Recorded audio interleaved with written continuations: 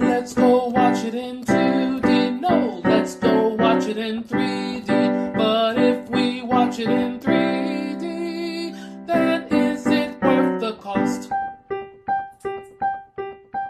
There is a world beyond imagination. You should see your faces. But to experience it, relax and let your mind go blank. Shouldn't be hard for you. you must become one of them. Comes a motion picture experience that will take you to a whole new dimension of adventure. Avatar. Outstanding. In 3D. Rated PG-13. Hello. This is Adolf, and I have with me New Jake. Hi, everybody. And John. Hey, everybody. And today we're talking about Avatar, the first 2009 edition. Now, New Jake, you wrote the review. I actually recently rewatched it, and John, you've watched it recently too. So, obviously, let's talk about the 3D aspect first. New Jake, how's the 3D in Avatar? Fantastic.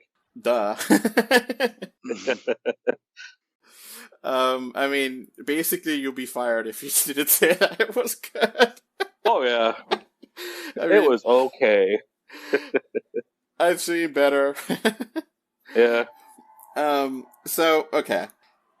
Obviously, here we know this is a James Cameron movie. James Cameron knows how to do Avatar. Knows how to do 3D. He's a pioneer in 3D. This is a powerhouse of 3D.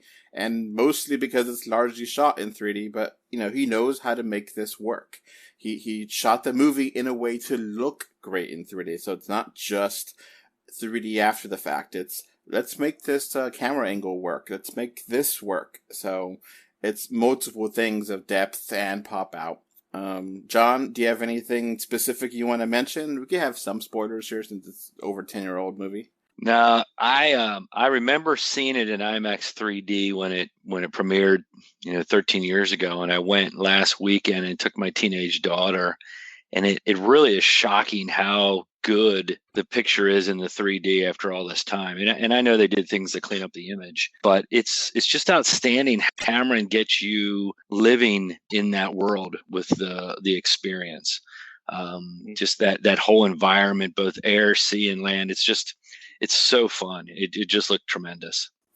Yeah, it's an immersive experience. It really feels like you're there with the characters and such. Like you said, the aerial scenes in the review are top notch. Little scenes with the little floating seeds, with the Tree of Souls, all that's gorgeous. You have multiple times where you see the depth of far up high. It's awesome. All right. So since you actually wrote the review, New Jake, what is your official score? For the 3D, it's a perfect 10 out of 10. Editor's choice, great 3D, huh? Editor's choice, yes. Yeah. Let's say amazing 3D. Yeah, I mean it's obviously editor's choice for me too. It's not just pop outs, not just death. It has both. It puts you like a diorama effect, and it makes you feel like you're there. So yeah. And the HDR added to the 4K resolution is impeccable. Yeah. Agreed. Completely agree. Like, this could easily be a 2022 movie, and I would not doubt it. Like, I did not doubt the CG one bit. Man, I was like, nope, this is totally fine. And being from 2009, I remember where it changed, but it looks gorgeous still. So, yeah. John, do you concur? Completely. I don't know if there's anything that I've seen in the theater better, to be honest with you.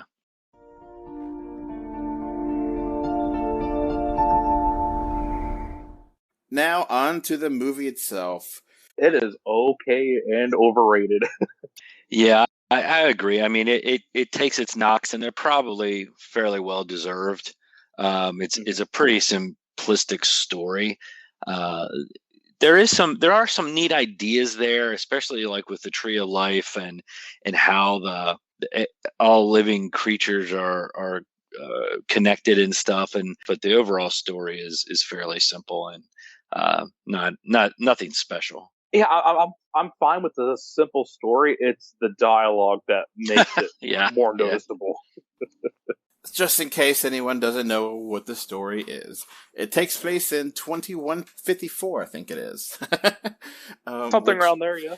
So you follow the character of Jake Sully, who is, I guess, a former Marine, I think it was, and he is going to the planet of Pandora, and Pandora is full of a mineral called unobtainium. Subtle.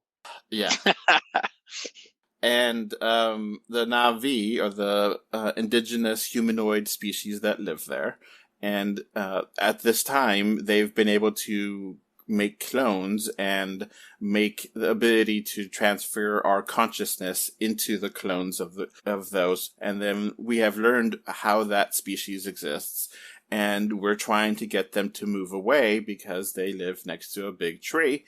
And that big tree has the biggest deposit of this ore that we, as humanity, want for some reason that is super valuable. We don't know why, but it's the future. They need it. They want it. It's capitalism. That's how it is. So, Jake gets into an avatar, and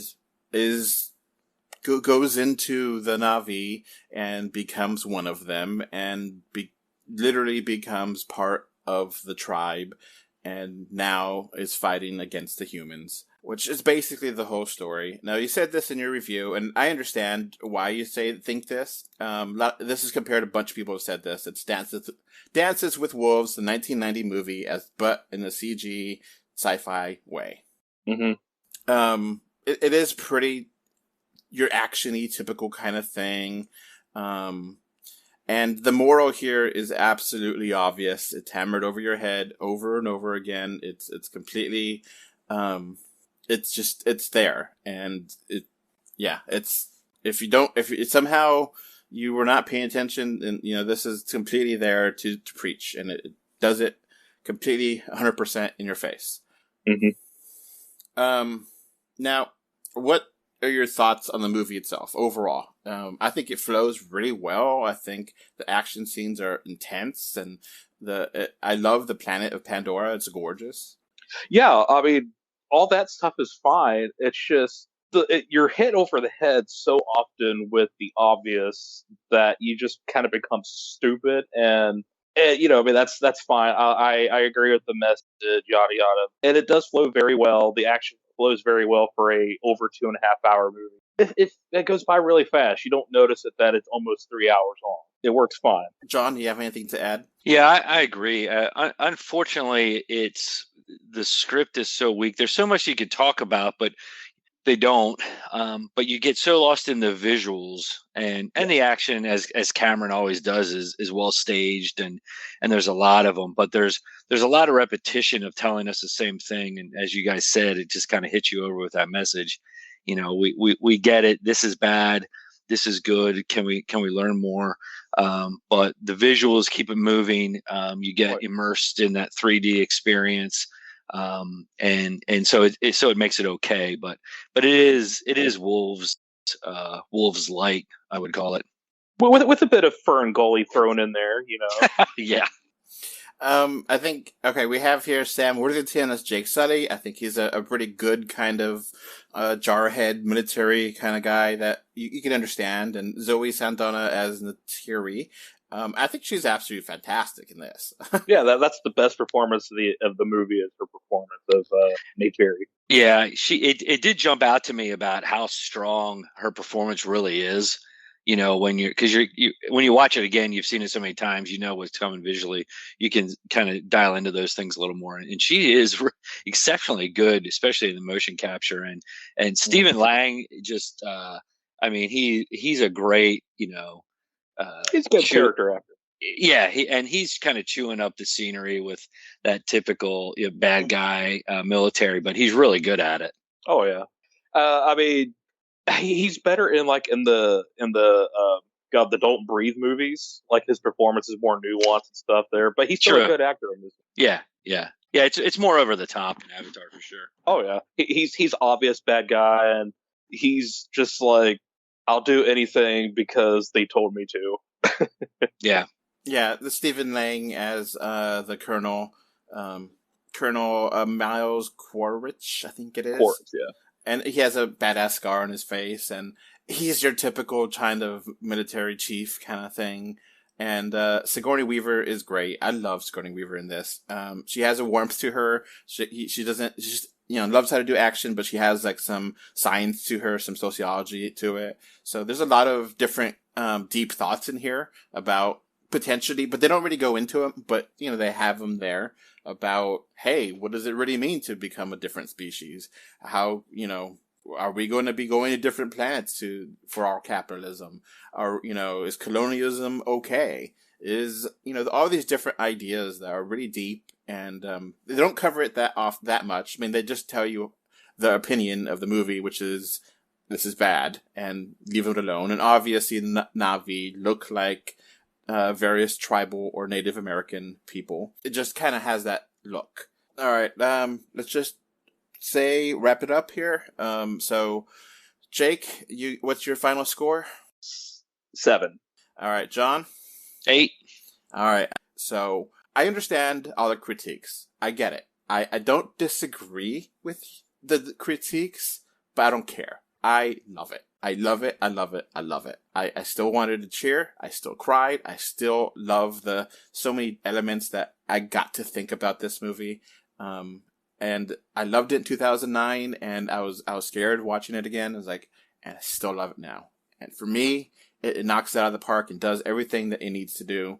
And for me, it's a 10. There's a lot to chew over, a lot to play with, a lot to, interesting ideas here that obviously are not completely done, but there's a lot of things that you could potentially think about. And it definitely is an impactful movie for 3D.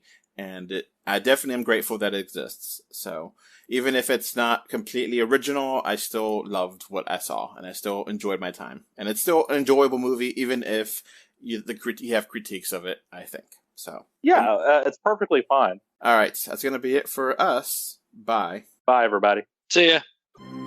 As this podcast wraps up, I want to thank my patrons. Thank you, Mr. Bingo 5, Kevin Winter, Alex Folk, and Gravity Head Zero for your financial support on Patreon.com.